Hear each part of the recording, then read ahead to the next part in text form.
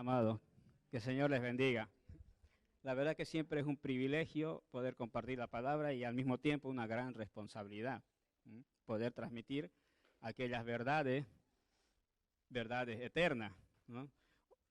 He tenido un conflicto en la semana, pero en cuanto a la palabra, porque lo que voy a compartir hoy es algo que lo conocéis, quizás lo habéis escuchado 50, 60 veces, la historia esta, pero estuve cogiendo el estudio que hace John MacArthur y me gustó el enfoque que le daba a esta historia y voy a intentar compartirlo porque es desde la visión, desde el momento en que se estaba compartiendo la historia, qué estaban pensando los personajes en ese momento, qué estaba sucediendo en sus mentes y en sus corazones por aquella narrativa que estaba haciendo Jesús, porque si vamos a nosotros a analizar la palabra, en el momento en que Jesús muchas veces estaba contando la historia, muchas de ellas estaban yendo en contra de sus principios que ellos entendían que eran correctos, ¿no? Entonces, para ellos era como una abominación. ¿Qué está diciendo? ¿Qué está contando? ¿De qué está hablando? ¿No? Era algo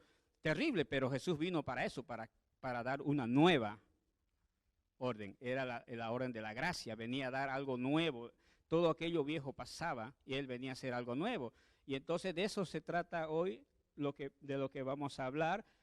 Si puedes poner, es la parábola muy conocida del hijo pródigo, muy conocidísima por todos.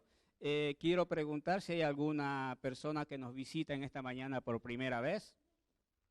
¿Hay alguien que nos visita por primera vez en la iglesia? ¿Alguien nunca estuvo en la iglesia y está visitando por primera vez? No, ¿no? Creo que todos somos de casa. Vale, pues entonces vamos a abrir nuestras Biblias en el Evangelio de Lucas. Lo voy a leer primero tal como está escrito. Aquí luego vamos a ir analizándolo. Lucas capítulo 15. Anoche estuve con los jóvenes, estuvimos compartiendo la palabra y solamente un versículo nos llevó hora y media. Así que espero que vosotros seáis más, me concedáis más tiempo. Ellos me dieron 1 hora y media por un versículo, solo compartimos un versículo. Estuvimos con Santiago, ¿o no? ¿Dónde están los jóvenes? Compartimos 1 hora solo un versículo. Fue maravilloso porque la verdad, la palabra en cuanto nosotros la intentamos analizar y aplicar a nuestra vida, ella se hace aún más extensa de lo que nosotros pensábamos que era, porque es palabra viva, tiene vida y es eficaz, y ella tiene siempre algo nuevo que tratar con nosotros y en nuestras vidas. Dice en el Evangelio de San Lucas, capítulo 5, empieza en el versículo 11 hasta el versículo 32. 15, sí, pero en el versículo 11. ¿He dicho 5?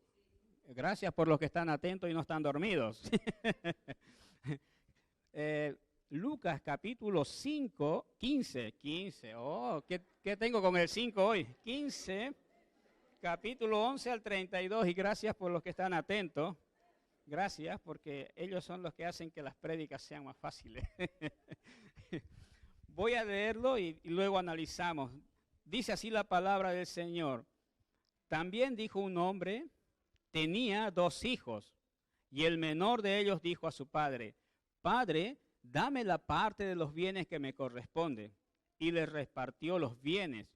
No muchos días después, juntándolo todo, el hijo menor se fue lejos a una provincia apartada, y allí desperdició sus bienes, viviendo perdidamente. Y cuando todo lo hubo malgastado, vino una gran hambre en aquella provincia y comenzó a faltarle.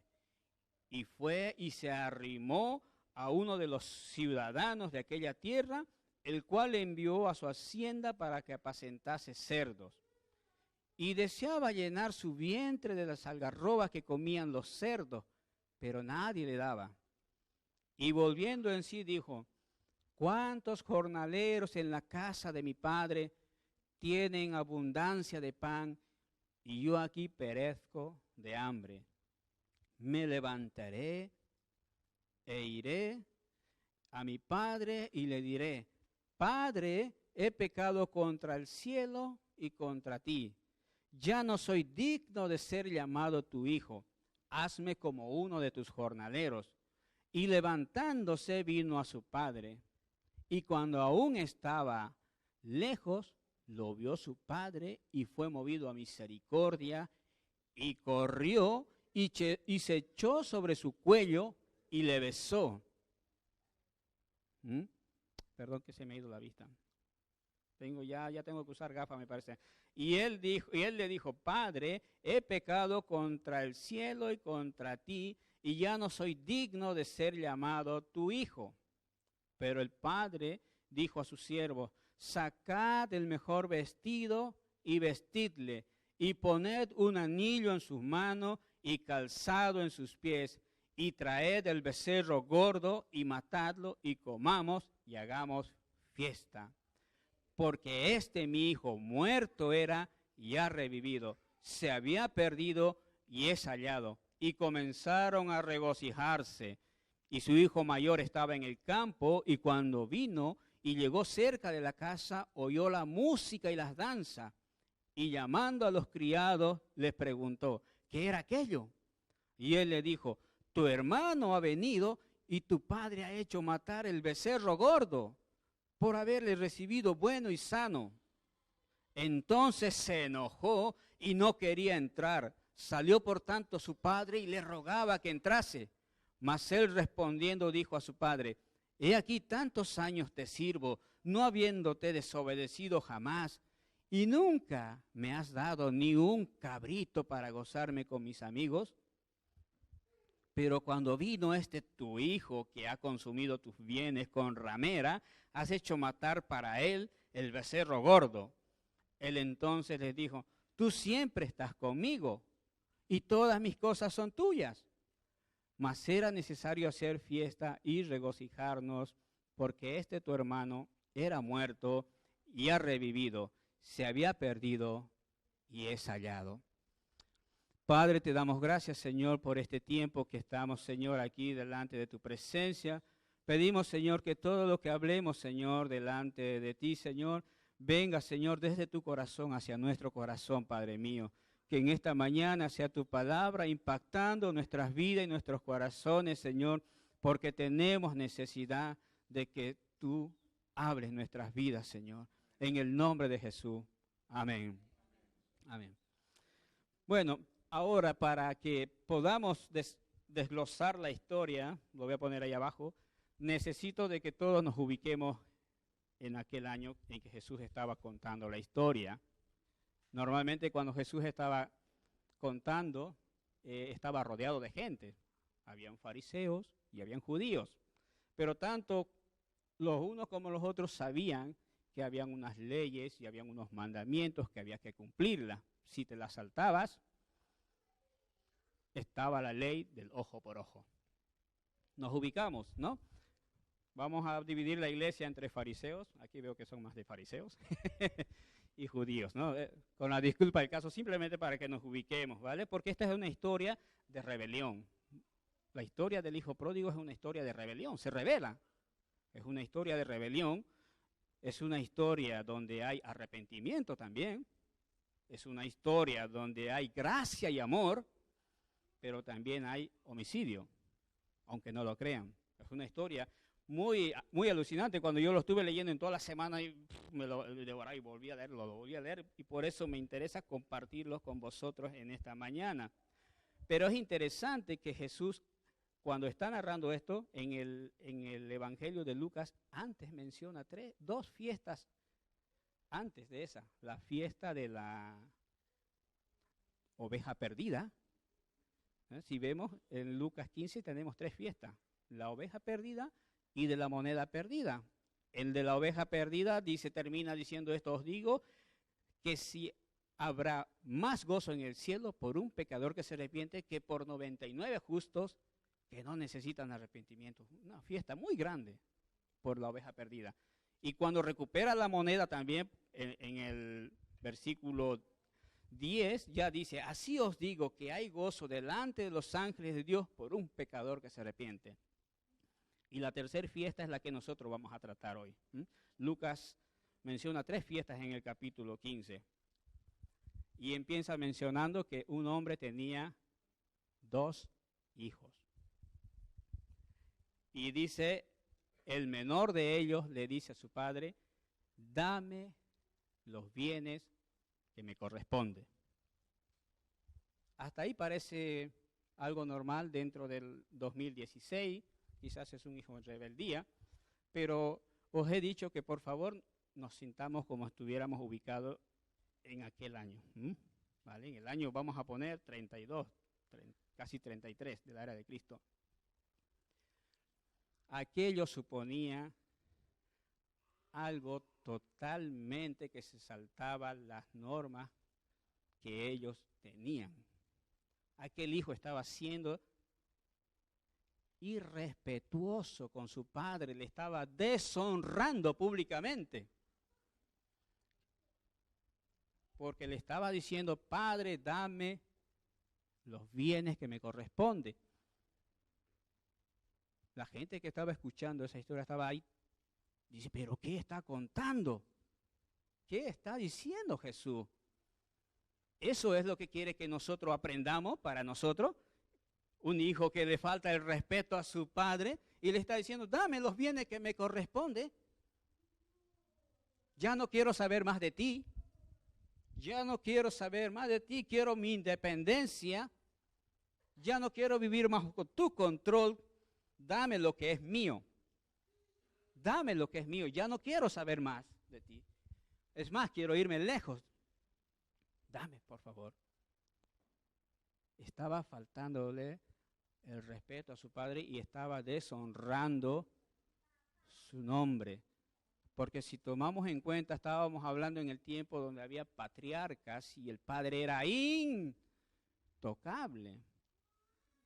Y el que le correspondía primero pedir, si acaso, era el hijo mayor. Primero, las 2/3 partes que le correspondían. Y el hijo menor, 1/3. No podía hacer esto. El hijo que está haciendo es una locura. Está haciendo algo que totalmente fuera de control. El hijo menor le está diciendo con esto, voy a bajar la Biblia, van a disculpar un momentito. El hijo menor le está diciendo con esto, no quiero esperar a que mueras, no quiero nada con esta familia, no quiero nada contigo, quiero mi libertad, mi independencia, no quiero rendirte cuenta nunca más y no quiero recibir órdenes de ti. Dame lo mío. Es muy triste la historia que se está narrando en ese momento. Aún en nuestros tiempos causa un poco de, seguro, de dolor si uno de nuestros hijos viene y nos dice eso. Si viniera Laura y me dijera eso, seguro que habría tristeza en el corazón nuestro. Me diría que ya no quiere estar más con nosotros. Es lo primero que vendría a tu corazón, ¿no? Que tu hijo ya no quiere estar contigo, se ha cansado de ti. Y estaba pasando eso. ¿Saben lo que tenía que haber pasado en ese momento? Según lo que se vivía en ese momento, el padre tenía que haber abofeteado al hijo, tenía que haberlo sacado a la plaza y azotarlo públicamente por tan tremenda deshonra a su padre, para devolverle el honor a él, porque no era posible que un hijo le esté faltando el respeto y deshonrando su nombre de tal manera. Por eso les pedía que nos ubiquemos en el tiempo para que entendamos que aquello aún es más grande de lo que nos podemos imaginar, el amor y la gracia del Padre hacia nuestras vidas. El padre abandonó su honor. Accedió y le dio los bienes. A pesar del dolor que había en su corazón, a pesar de que aquello seguramente lo habría dejado con poco aliento, seguro, tuvo que acceder. Se humilló. No era la costumbre. Ojo, por favor. no era la manera, pero él se humilló, le dijo, toma, es tuyo. Pasó sobre todo lo que ya estaba establecido en ese tiempo, sobre todo aquello que era legal, sobre todo aquello que estaba establecido en las leyes y en los estatutos de ellos. Él tuvo que romper todo eso y acceder y darle a su hijo lo que le correspondía. En el versículo 13, vamos a ir analizando uno por uno, dice, no muchos días, juntándolo todo, el hijo menor se fue lejos a una provincia apartada y allí desperdició sus bienes viviendo perdidamente. Hay una cosa, el día sábado tuve que hablar a un amigo que vive en Jerusalén porque yo dije, quiero contar una historia que tenga que saber desde la misma tierra cómo es, si es cierto o no lo que yo voy a compartir con la iglesia. Así que estuve en contacto con un amigo que vive en Jerusalén, le digo, te voy a predicar lo que voy a predicar el domingo y dime si es correcto. Y estuve hablando con él, no sé si 45 minutos y preguntándole, por favor, dime lo que voy a compartir si es correcto, si en aquellos tiempos se vivía aquello así como lo estoy por narrar y contar a la iglesia. Me dice, de la misma manera como tú lo vas a contar. Así que no tengo ninguna duda de que en aquellos tiempos era así y la palabra también nos lo dice. Tenemos algo de eso en el Antiguo Testamento, ¿no? No muchos días, juntándolo todo, el hijo menor se fue lejos a una provincia apartada y allí desperdició sus bienes viviendo perdidamente. Los judíos no acostumbraban salir lejos, porque ellos consideraban que eran pueblos gentiles y profanos. Y si salían, cuando ellos regresaban, sacudían sus pies, quitaban el polvo de todo lo que, porque no querían traer a Israel nada contaminado. O sea que para ellos el salir significaba un sacrificio, no era algo que les gustaba y dice, oh, pero me voy lejos. No, para ellos era algo que les era profano. No era normal para ellos decir, estamos lejos, los judíos nos hemos ido lejos, ¿no? Consideraban impuro. El joven rebelde se fue a un lugar donde ellos detestaban.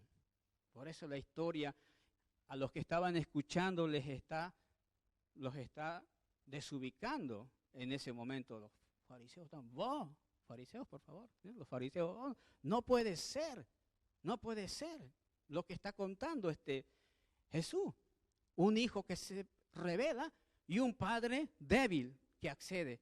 No puede ser. Es por eso que se llama hijo pródigo.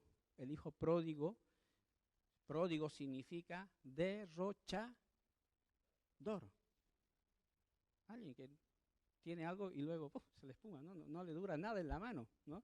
Eso es derrochador, ¿no? Y vivir perdidamente es, según el diccionario, un comportamiento depravado. O sea, se desmelenó, como dicen aquí en España, ¿no? Se desmelenó el joven. Nunca antes había tenido un comportamiento así, sintió que quería vivir la libertad, quería experimentar y probar mundos, ¿no? Algo de eso estuvimos hablando con los jóvenes anoche, ¿no? Yo tengo el control, ¿no? Este joven quería hacer lo que le apeteciera en su corazón. En el versículo 14 dice, cuando todo lo hubo malgastado, vino una gran hambre en aquel lugar. El joven se encuentra en una escena de lo más crítica posible ahora. No tiene dinero, hay una gran hambre en aquel lugar y el joven está por tocar fondo ahora. Aquello que hace unos momentos él disfrutaba y gozaba y que parecía que la vida misma estaba en ello, ahora se encuentra en una situación crítica, una gran hambre. Analicemos que la palabra dice una gran hambre, no dice, de pronto vino una escasez de alimentos, gran hambre. Los que han vivido esta situación saben que eres capaz de comer hasta lo incomible. Demos gracias a Dios porque vivimos en un país que incluso el pastor acaba de estar rogando, ¿no? Decir, por favor llamen, no lo que quieren alimentos. Incluso estamos haciéndonos de rogar, pero está hablando de una gran hambruna. Personalmente hemos tenido alguna experiencia con eso y es terrible.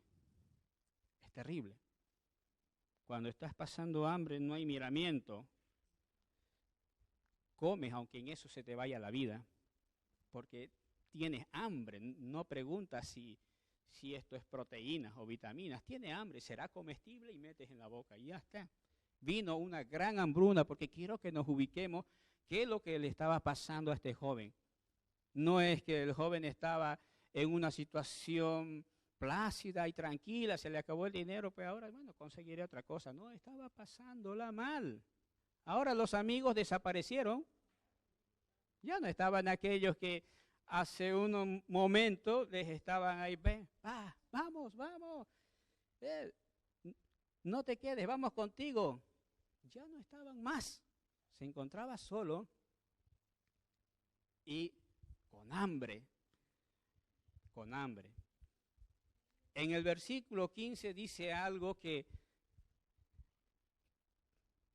aún hace más terrible su situación. Dice, fue y se arrimó. Viene del griego kolao.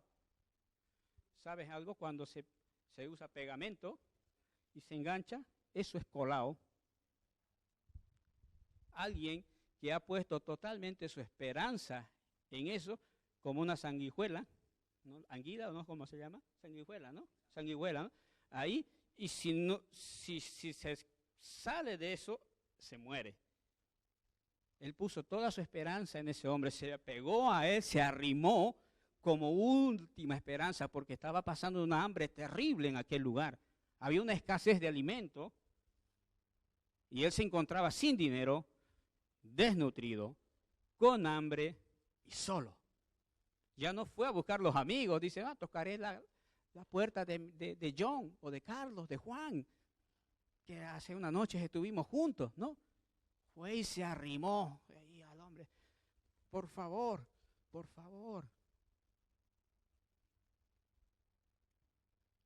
Tocó fondo el joven aquel que hace unos versículos atrás, de manera déspota, se dirige al padre y le dice, Padre, dame los bienes que me corresponden. Ya no había más nada de aquella, ni una pizca de aquel joven.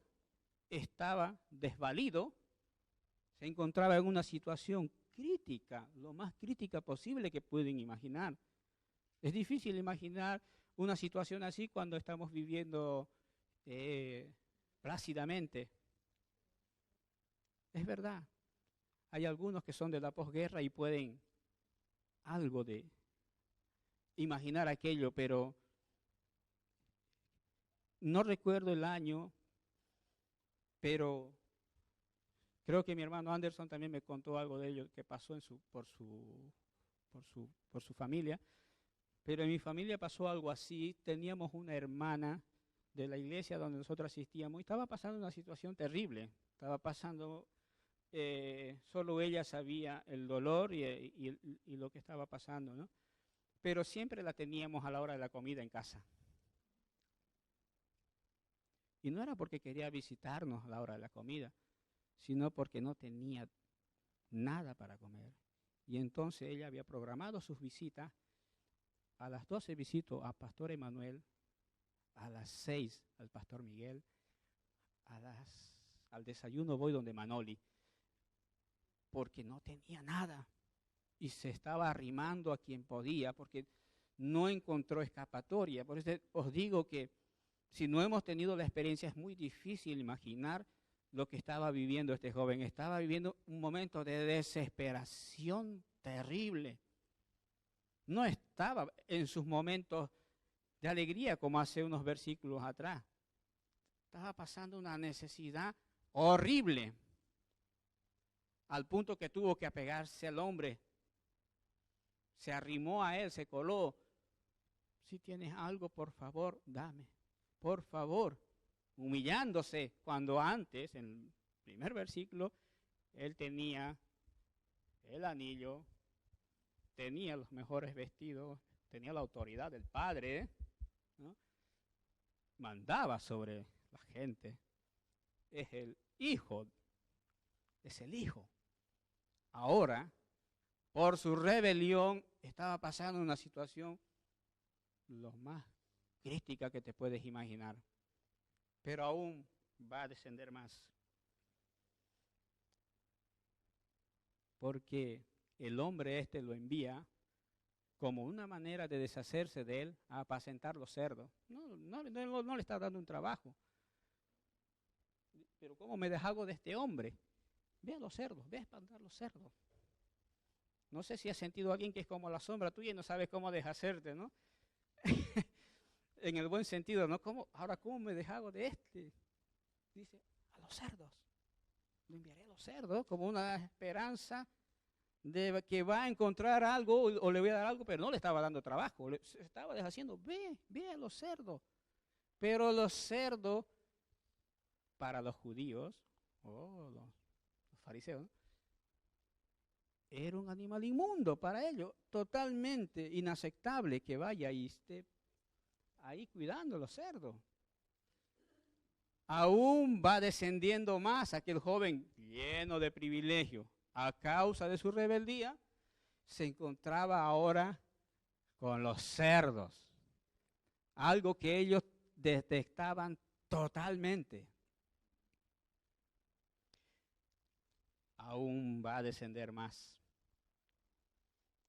En el versículo 16 dice que deseaba llenar su estómago con las algarrobas de los cerdos y nadie le daba. Más triste no puede ser la historia. El hombre, podemos imaginar a este joven desnutrido totalmente, ha perdido toda esperanza, con la mirada perdida quizás, pasando sus momentos más difíciles, y encuentra la esperanza en las algarrobas. Quiero decirte que científicamente, aunque yo las he probado las algarrobas, no sé si alguno más probó aquí, se puede probar, pero no es un alimento para el hombre. Los científicos dicen que es fácilmente digerible para los cerdos, pero para el hombre, en cuanto continúe comiendo, lo va a enfermar. Puedes probar las algarrobas. Yo he probado, habré comido 2, 3 vainas, pero no puedes hacer como base de tu alimentación, porque él era lo único que iba a tener en todo el día, entonces iba a comer lo que más pudiera, pero a causa de su enfermedad, y él seguro lo sabía. Por eso te digo que él aún estaba descendiendo más de una situación de privilegio a una situación de deshonra total. Un joven menospreciado, a sí mismo ya no se apreciaba, ya perdió sus valores, perdió todo aquello que él algún día consideraba como algo importante en su vida. Ahora ya no valía nada. Ve a cuidar cerdos, voy a cuidar cerdos. Pero si lo hubieras dicho eso en el versículo 1, seguro que no. Pero aquí él, a causa de su rebeldía, a causa de que él se enfrentó al Padre, estaba viviendo un momento muy terrible. ¿De qué se trata todo esto? Lo que estaba intentando mostrar Jesús es el retrato de un pecador imprudente o de un joven en rebelión contra Dios. ¿Por qué se encontraba en esa condición el joven ahora? Os lo he estado recordando todo este momento. Porque menospreció la bondad y la autoridad de su padre. Quiero que no olvidéis esto, el pecado trae siempre destrucción y muerte. El pecado trae siempre destrucción y muerte. La libertad de la voluntad de Dios, lo que pasó con este hombre, es la esclavitud más horrible. ¿Quieres vivir libre de Dios? Te lo vuelvo a leer. La libertad de la voluntad de Dios es la esclavitud más horrible. Joven quería ser libre y estaba viviendo una de las esclavitudes más terribles que podía imaginarse. ¿Todo pecador es así? Igual no. Pero si lo fuera, hoy vamos a ver cómo ese Dios de amor lo trata. Si no lo fuera así, vamos a ver cómo Dios trata al pecador más extremo, al pecador que rechazó a Dios. En el versículo 17 dice, volviendo en sí, en el versículo 17, el joven en su situación más terrible que estaba pasando, donde ni las algarrobas les eran permitido comerle, estaba hambriento, desnutrido. Ay, me olvidé decir una cosa, y apestaba ¿a qué? A cerdo. ¿Alguien estuvo cerca de una porquiza? Rápidamente te das cuenta que estuviste ahí, ¿no? Porque sales con un olor Dolce Gabbana. A cerdo, pero horrible. Tuve la experiencia de eso. En cuanto llegas tienes que lavar toda la ropa, porque es insoportable, se impregna rápidamente. El joven apestaba a cerdo, tenía hambre, desnutrido, no tenía fuerzas ya. En el momento más crítico de su vida, dice, tiene un arrepentimiento genuino de su condición. Y dice, ¿cuántos jornaleros en la casa de mi padre tienen abundancia de pan? Claro, jornalero no suena a nada, ¿no? Pero jornalero era el trabajador dentro de la escala de trabajadores, el más bajo, el que cobraba un denario al final del día. Si quieres apuntarte, Mateo 20, 1 al 16, no lo voy a leer porque se me haría más largo. Cuando el trabajador de la viña va y busca a la primera hora, a la tercera y a la sexta hora, a hombres que estaban en la plaza, esos son los jornaleros. No eran empleados habituales, jornaleros, que cuando lo necesitaba y lo iba y lo buscaba, dice, ¿quieres trabajar conmigo? Cuando llegué el año 2001, y yo estaba buscando trabajo, y quizás en una situación crítica como el joven, pero laboralmente hablando, y me dijeron, ve a la plaza Cataluña y ponte donde está el grupo. Pasa una furgoneta y dice luego, los que quieran y necesiten trabajo suban, 4 o 5, y los que suben los 4 o 5 ya tienen el trabajo del día. Estaba hablando de eso, de jornaleros, de personas que eran económicamente las más bajas posible. No usaban calzado. Luego entenderemos lo del calzado, ¿no? Andaban descalzos porque era un privilegio andar con sandalia en aquel tiempo. No es como ahora, todos tenemos, aunque del chino.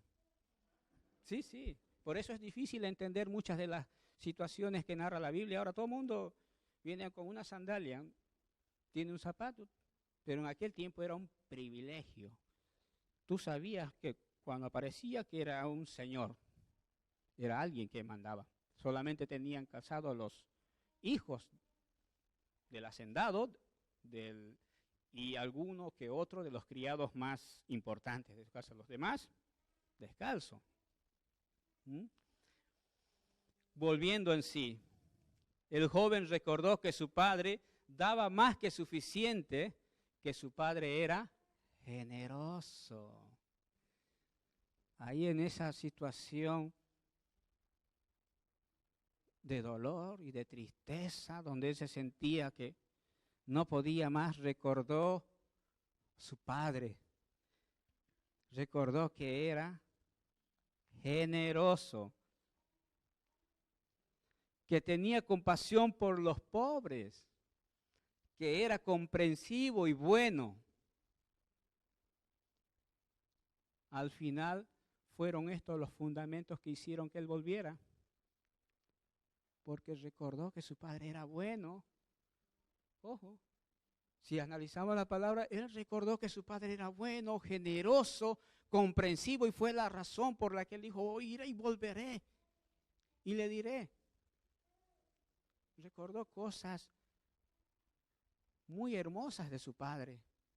No tenía recuerdos malos.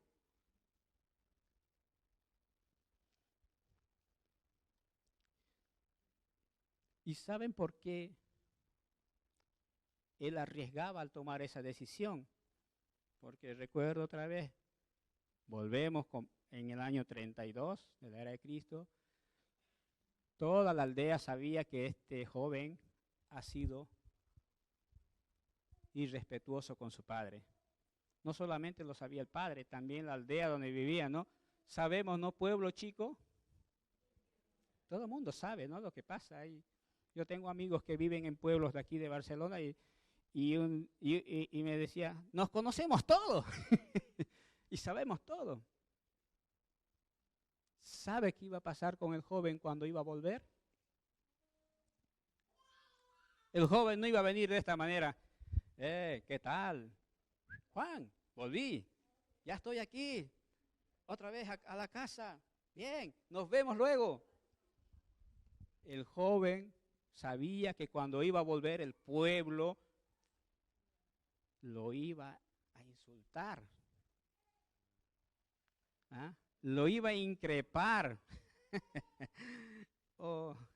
Iba a ser humillado terriblemente, tanto por adultos como que por niños, porque sabían que ha sido un hijo irrespetuoso con su padre, lo ha deshonrado. Y ellos sabían, ahí viene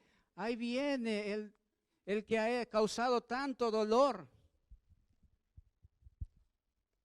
Es más,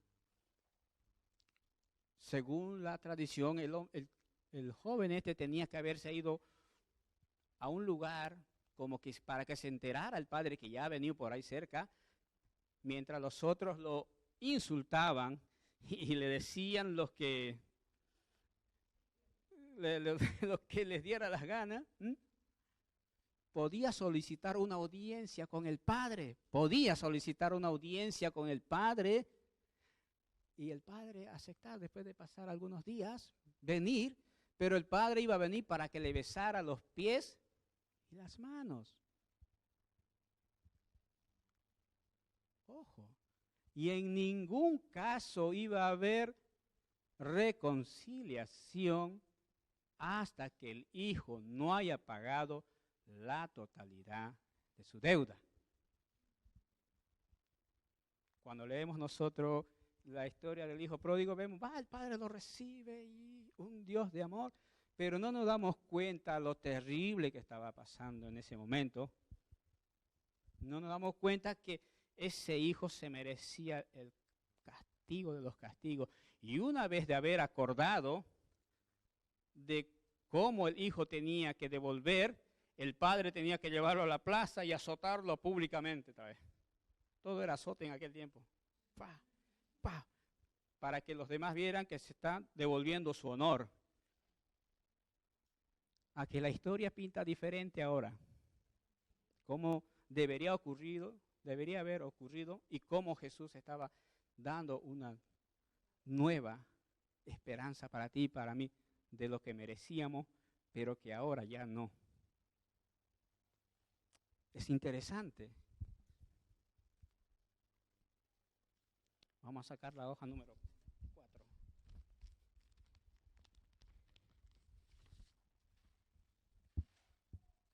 En el versículo 18 dice, me levantaré e iré a mi padre y le diré, Padre, he pecado contra el cielo y contra ti.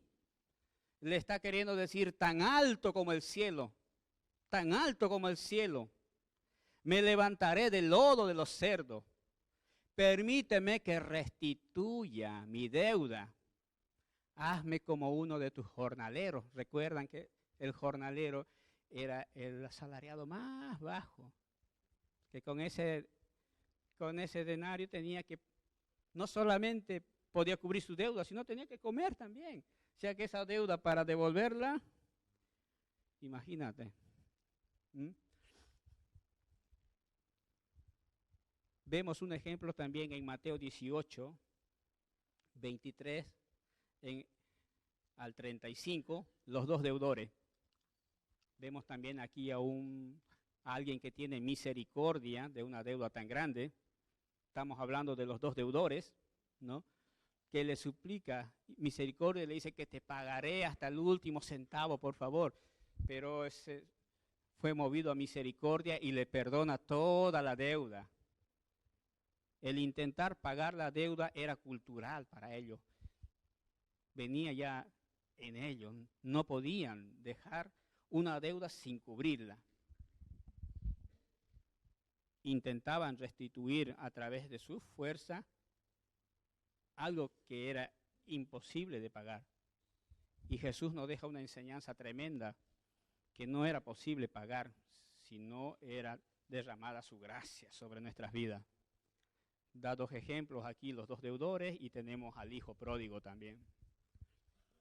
En el versículo 20 dice, y levantándose vino a su padre. Cuando el joven se levanta también con todas sus fragancias, con todos sus olores, con todo lo que él tenía en ese momento. Y el padre lo vio de lejos. Si el padre lo vio es porque estaba mirando. Si el padre lo vio es porque estaba mirando. El padre no importaba si el hijo venía apestando a cerdo y desnutrido. Vamos a usar la palabra mal vestido, ¿no? Andrajoso, descalzo. Imagínate una condición terrible de aquel joven, tomando en cuenta que él venía de una situación de privilegio.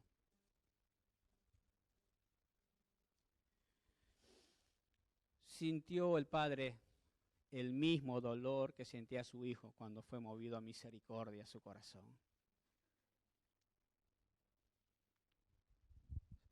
Cuando el padre corre, hay algo que debemos saber para entender un poquillo más la historia.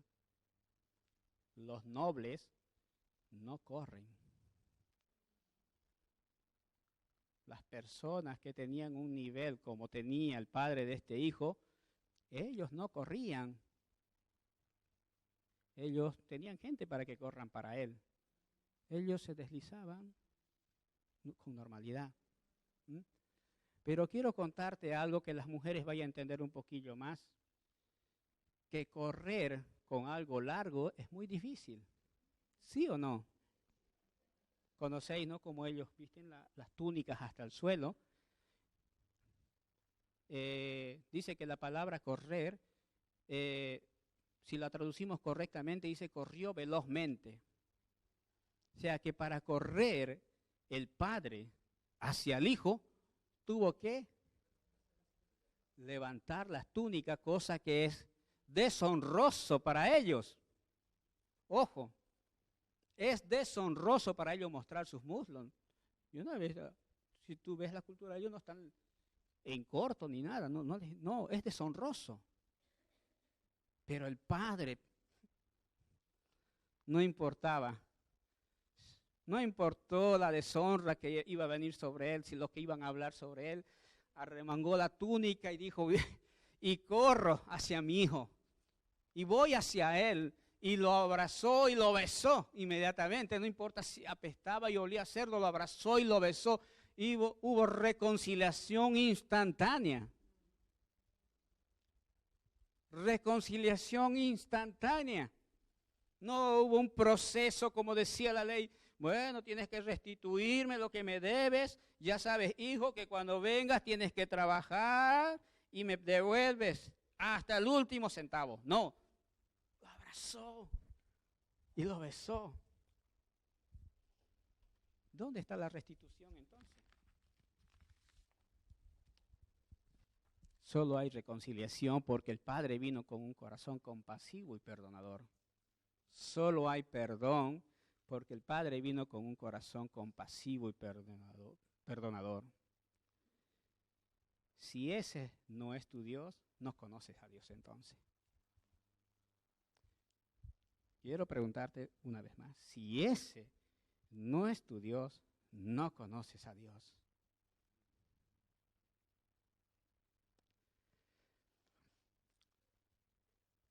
El joven dice en su discurso en el versículo 21, dice, vamos a leerlo de mi Biblia, pues no lo tengo bien apuntado ahí. Dice, y el hijo le dijo, Padre, he pecado contra el cielo y contra ti, y ya no soy digno de ser llamado tu hijo. ¿Qué se salta el hijo en ese versículo? ¿Alguien me puede decir? El hijo se saltó algo que estaba pensando cuando estaba ahí apestando a cerdo, en medio de los cerdos. Hay algo que él se salta cuando en el versículo 21 dice, si lo volvemos a leer, y le dijo, Padre, he pecado contra el cielo y contra ti, y ya no soy digno de ser llamado tu hijo. Él se ha saltado algo. ¿Saben lo que se ha saltado? Hazme como uno de tus jornaleros. Ahora la siguiente pregunta es, ¿por qué? ¿No? ¿Por qué? Porque acaba de recibir gracia abundante en su corazón y en su vida. Porque el joven entendió que aquel abrazo no solamente era un abrazo, sino que su deuda estaba siendo restituida y pagada completamente en aquella fusión de abrazo de amor del Padre. Por eso él se saltó, hazme como uno de tus jornaleros. Él pensaba, porque en verdad había reconocido su condición. El Padre sabía que si el Hijo venía es porque había reconocido su condición y que solamente ya faltaba un abrazo de reconciliación y la deuda iba a ser cubierta.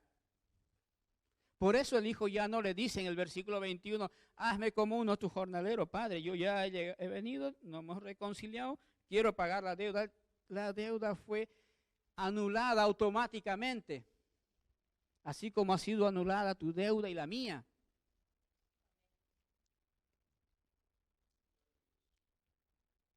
Y aún hay más.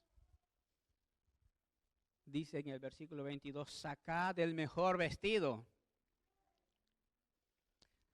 Cuando hablamos de mejor vestido, hablamos de aquel que yo voy a sacarlo el 23, 24 de septiembre, tengo una boda, ¿no? Aquel que, para que entendáis lo digo, no porque quiero que sepáis que voy a una boda, que sacas el mejor, ¿no? Distinción, o sea, no lo usas para ir a trabajar, por supuesto que no lo usas para del día a día, lo tienes ahí guardado e incluso plastificadito, ¿no? Lo más recto posible. Y dice, sacad el mejor vestido. Y el mejor vestido era del Padre, porque estaba reservado para ocasiones, para fiestas o para la boda de su hijo mayor. Interesante, ¿no? El Padre le estaba dando su dignidad y su honor al hijo, al darle algo de tan importancia para él y tan especial. Le estaba dando su dignidad y su honor, dice, hijo. A alguien que no merecía, le estaba dando su dignidad y su honor. Y no solo eso, dice, y ponerle anillo en su dedo. Autoridad. Ponerle anillo en su dedo, que cuando él selle sea como si yo sellara. Porque era un sello de anillo en aquel tiempo, ¿no? Lo que sea. Era autoridad. Y ponerle sandalias en sus pies. Venía descalzo. Venía descalzo. Sé que si entramos en simbologías podemos tardar más, pero quiero quedarme con estos nada más. Venía descalzo, tenía ya todos los puntos, como decimos aquí, los puntos de ser un jornalero, ¿no? Tenía los puntos, podía el padre aprovecharse y decir, sí, mira hijo, me restituyes la deuda. No, pero no era la actitud ni lo que el padre quería, porque su amor sobrepasó lo que podíamos imaginar. Y no solo eso, ¿no? Matan al becerro gordo. Es interesante que mencionen al becerro gordo, porque no dicen, tenemos varios becerros gordos, se ve que tenían uno especial, guardado también para ocasiones especiales, por si se presentaba la fiesta del pueblo o la boda del hijo mayor. El becerro estaba guardado para eso. Lo estaban cebando eso, dice, por si viene el cumpleaños de Emanuel, pues ahí mira, matamos el becerrito, es el gordo. A él le gusta que tenga un poquito de grasita, ¿no? Pasaba eso, estaban matando lo mejor que tenían en la casa. ¿Quién no estaba en la fiesta? El hermano mayor. ¡Wow! ¡Qué sorpresa!, ¿no? Desconocía la fiesta. Las fiestas no se montan en un plis-plas, ¿no? Hay movimientos, hay que matar al animal y hay que... No se prepara fiesta, ya está, y comemos. No. ¿Sabe qué pasa aquí? Y es lo más triste que muchas veces pasa en nuestras vidas. El hijo no tenía relación con el padre. No había ninguna comunicación. Es terrible cuando eso pasa dentro de la iglesia, dentro del pueblo de Dios. Anoche estaba hablando algo de esto con los jóvenes, que muchas veces somos como el hermano mayor, estamos pero no estamos. Parece que pertenecemos, pero no pertenecemos. Presente en cuerpo, ausente en espíritu. Por eso era una historia muy terrible para aquel tiempo, porque tanto el hijo mayor como el hijo menor actuaron de una manera desproporcionada.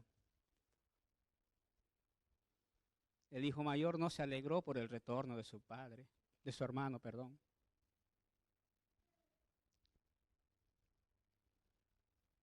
¿Te alegras por el regreso de tu hermano? Es fácil decirlo públicamente, ¿no? Porque quedó bien y perdón por los que han dicho amén. No es que no quiero que digan amén, pero es fácil, ¿no?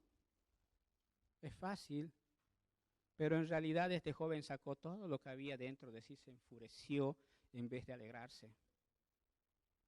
Sacó todo lo que había en su corazón. Jesús les estaba enseñando a los fariseos que el hermano mayor eran ellos. Nunca se alegraron de que Jesús se gozara con los pecadores y los trajera al redil. Siempre estuvieron los fariseos acusándole, diciéndole, tú que te juntas con pecadores, con rameras, y pum, y pum. Jesús les estaba dando una terrible lección a los fariseos también de aquel tiempo, que el hermano mayor eran ellos. Pero muchas veces nos encontramos nosotros, los de casa, en la situación del hermano mayor. No nos gozamos. Hace unos meses atrás el pastor Emanuel estaba orando aquí de que Dios va a traer a los que se han descarriado. No sé si tu oración sigue siendo la misma, porque cuando vayan viniendo va a haber fiesta aquí. No queremos gozar con nuestro hermano que se va a reconciliar, porque no importa cuán terrible, cuán horrorosa sea tu acción, hay perdón en la sangre de Cristo, hay restauración. No importa cuán grande sea, no importa lo que hayas cometido ni hecho. Quizás te sientes indigno y dices, Señor, no soy digno como este joven, no soy digno, Señor, no soy digno. No importa, hoy hay perdón. Y ese perdón es instantáneo. Ese perdón en esta mañana es instantáneo para tu vida. No tiene que esperar el próximo domingo o la Santa Cena que viene. El perdón es instantáneo. Hoy hay perdón para tu vida. Hay una oportunidad de restaurar aquello que hiciste. Al Padre no le interesó, no le preguntó, ¿y en qué gastaste mi dinero? Yo no sé si alguno tiene otra versión de la palabra. En ningún momento simplemente vio su corazón arrepentido. A Él no le interesa lo que has hecho, Él quiere tu corazón arrepentido, porque cuando estás arrepentido es porque ya has reconocido que lo que has hecho ha estado mal. Así que, amados hermanos, voy a pedir a la alabanza que vayan pasando, por favor, vamos a terminar. No quiero pasarme mucho con esto. Durante el servicio de la alabanza estábamos sintiendo algo muy duro aquí abajo.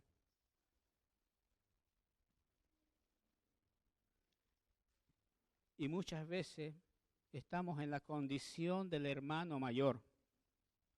Estamos y no estamos. Créeme que cuando estás aquí arriba y estás alineado con Dios, se sienten cosas que tú no crees que se puedan sentir. Y hoy hay una oportunidad para que tú puedas ser restituido y puedas volver al lugar que te corresponde. Hoy puedes volver a ese lugar que te corresponde como hijo que eres. No necesitas trabajar para compensar aquella paga, no necesitas esforzarte, no necesitas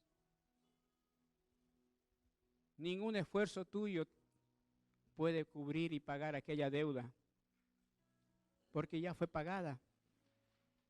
Ya fue pagada la totalidad, no el 20% o el 50%, en su totalidad. Fue pagada en su totalidad. El joven ya no tuvo palabras para decir, hazme como uno de tus jornaleros. No pudo decir, hazme como uno de tus jornaleros, porque ya sintió que su deuda había sido cancelada.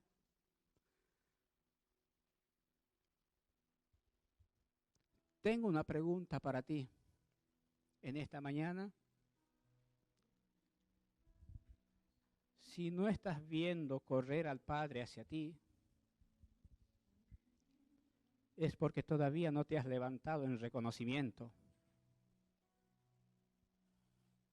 Porque si no ves que el Padre va hacia ti, es porque aún todavía no ha habido reconocimiento, porque Él está esperando